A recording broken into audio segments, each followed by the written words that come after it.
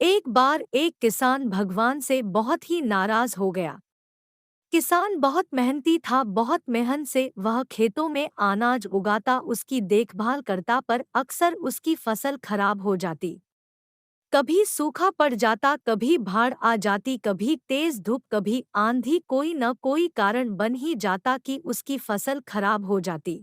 एक दिन वह किसान गुस्से में आसमान की ओर देखकर भगवान से कहा, है ईश्वर, आपको लोग सर्वज्ञता मानते हैं कि आप सब जानते हैं, कहते हैं कि आपके इच्छा के बिना एक भी पत्ता नहीं हिलता, पर मुझे तो लगता है कि आप छोटी सी छोटी बात भी नहीं जानते।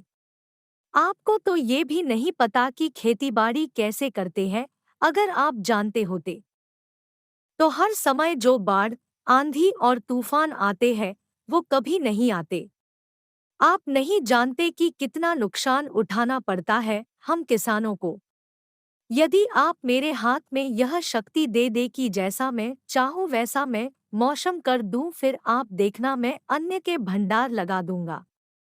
भगवान इस किसान के तीखे वाक्य सुनकर मुस्कुरा रहे थे और वह किसान के सामने प्रकट होकर बोले, मैं आज से तुझे यह शक्ति देता हूँ कि तुम अपनी खेतों पर तुम्हारी जैसी इच्छा ही तुम वैसा मौसम कर दोगे। मैं बिल्कुल भी दखल नहीं दूंगा, तुम्हारी इच्छा से सब कुछ होगा। किसान बहुत खुश हो गया। किसान ने गेहूं की फसल अपनी खेतों में बोई। जब उसे लगा कि खेतों को धूप चाहिए तो खेतों को धूप मिले, जब पानी बरसना चाहिए तभी पानी बरसा।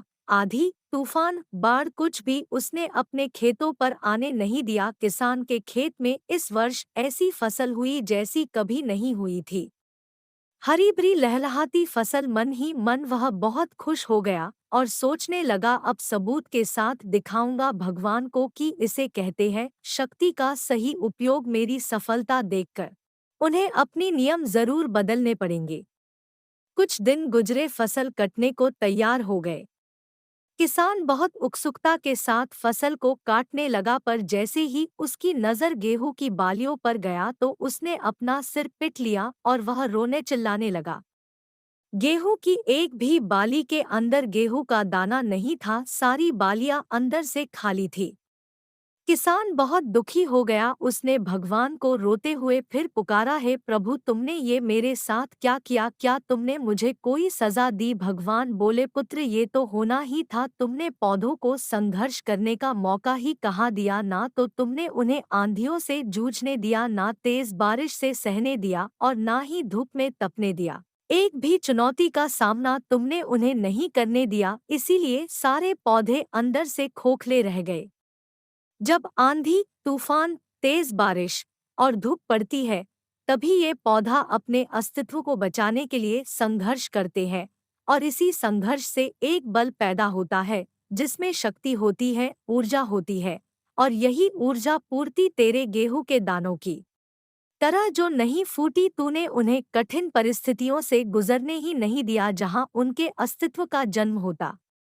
सारे बालियां इसीलिए खाली है, इसमें एक भी गेहूं का दाना इसलिए नहीं है क्योंकि तुमने अपने पौधों को संघर्ष कराया ही नहीं।